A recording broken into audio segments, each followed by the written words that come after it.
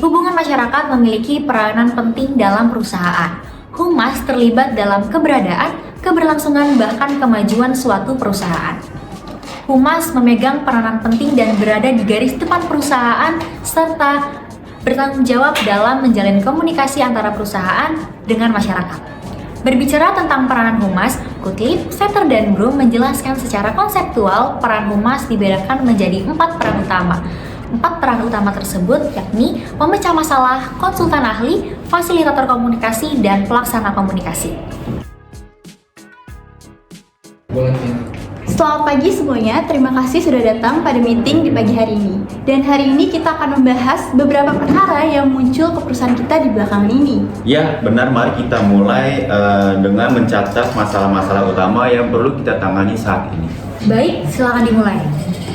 Perusahaan kita mengalami beberapa masalah, yaitu salah satunya dengan adanya komunikasi tidak efektif antar departemen. Seperti apa, Sadila?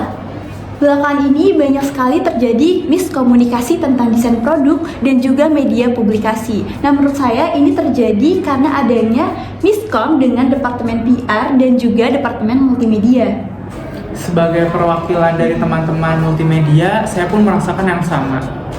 Teman-teman dari departemen multimedia merasa bahwa departemen PR sendiri ini sering memberikan informasi yang mendadak sehingga publikasi tidak tersampaikan dengan maksimal. Hal ini memang terlihat sepele, tetapi berdampak besar bagi perusahaan. Terkait hal tersebut, saya menyarankan untuk mengadakan sesi pelatihan komunikasi antar departemen. Hal ini akan membantu memperkuat saluran komunikasi dan memastikan informasi terdistribusi dengan baik di seluruh perusahaan. Yap, itu udah yang bagus. Bagaimana kita bisa berkomunikasi dengan baik dengan pihak eksternal kalau komunikasi internal kita tidak terjalan dengan baik? Sadila, segera atur jadwal untuk pelatihan tersebut. Baik, kalau begitu sesegera mungkin saya akan mengatur pelatihan dan juga melibatkan seluruh departemen. Praktisi humas dilibatkan dalam perencanaan strategis dan kolaborasi dengan unit lain dalam pengambilan keputusan. Selanjutnya, masih ada masalah lain yang perlu kita tangani saat ini. Saya mendapat laporan bahwa desain yang diproduksi pada sweater yang kita keluarkan terindikasi plagiasi.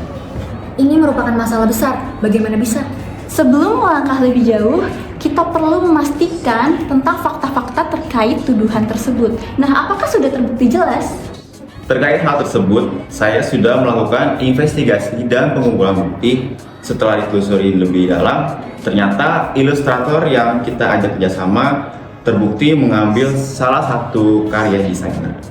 Tetapi belum teridentifikasi penyebab terjadinya ilustrator mengambil kesalahan tersebut. Mungkin hal ini bisa terjadi karena adanya konflik sehingga ilustrator kita mengalami ketidakcocokan yang membuat dia melakukan hal yang tidak seharusnya. Atau ada masalah lain, Anggara? Terkait dengan desain ini, saya sudah mengkomunikasikannya kepada pihak ilustrator dan ia berkata bahwa memang desainnya mengambil referensi dari desain sebelumnya.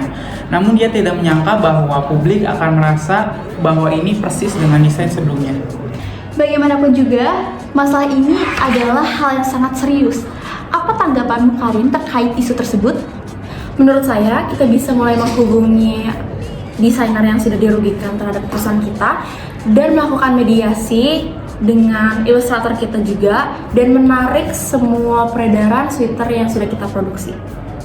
Bagaimana bisa perusahaan akan mengalami kerugian yang besar? Menurut saya, nama baik perusahaan dan kepercayaan konsumen adalah salah satu kunci keberhasilan suatu usaha. Jika kita tidak bisa mempertahankan akan hal itu, mungkin perusahaan kita akan mengalami kebangkrutan. Saya setuju akan hal itu. Tapi bagaimana untuk mengembalikan nama baik dan juga mengembalikan kepercayaan konsumen? Konsultan ahli adalah praktisi ahli yang telah lama berkecimpung di dunia humas dan telah memiliki rekam jejak yang memadai dan bisa menjadi pihak ketiga. Kita harus menyiapkan pernyataan formal yang transparan dan juga terbuka untuk media dan juga publik, sehingga kita juga harus memberikan penjelasan secara faktual dan mengupload di semua sosial media yang sudah kita punya. Saya setuju. kita juga harus berada di depan dan mengambil inisiatif untuk menyampaikan informasi kepada publik. Baik, terkait hal ini saya akan melakukan meeting dengan Departemen Multimedia untuk segera membuat press release sesuai dengan arahan dari Karina dan juga Sadila. Peran pelaksana adalah praktisi baru dengan kecakapan membuat jurnalistik, pengambilan gambar, penyuntingan suara dan video, serta pengelolaan sosial media. Menurut saya itu adalah rencana yang bagus. Namun, jika sudah dipublikasikan, bagaimana cara mengembalikan kepercayaan publik? Monitoring media sosial adalah langkah yang paling penting saat ini. Saya sebagai tim PR akan menanggapi tanggapan publik. Namun, bagaimana cara yang cepat dan tepat untuk menyelesaikan masalah ini? Kita bisa menjawab pada kolom komentar di sosial media dan juga menanggapi pertanyaan publik. Dan kita juga harus siap menjawab pertanyaan tersebut dan mengatasi keprihatinan yang muncul di platform-platform tersebut. Saya setuju dengan rencana-rencana tadi. Selanjutnya, apakah ada masalah komunikasi lain yang perlu kita bahas? Sepertinya pembahasan meeting hari ini cukup itu saja. Baik, kalau begitu saya minta tolong kerjasamanya kepada seluruh departemen terkait. Dua permasalahan tadi harus segera kita selesaikan. Fasilitator menjembatani antara organisasi dan juga publik. Praktisi membuka kanal untuk pertukaran informasi demi terselenggaranya komunikasi dua arah.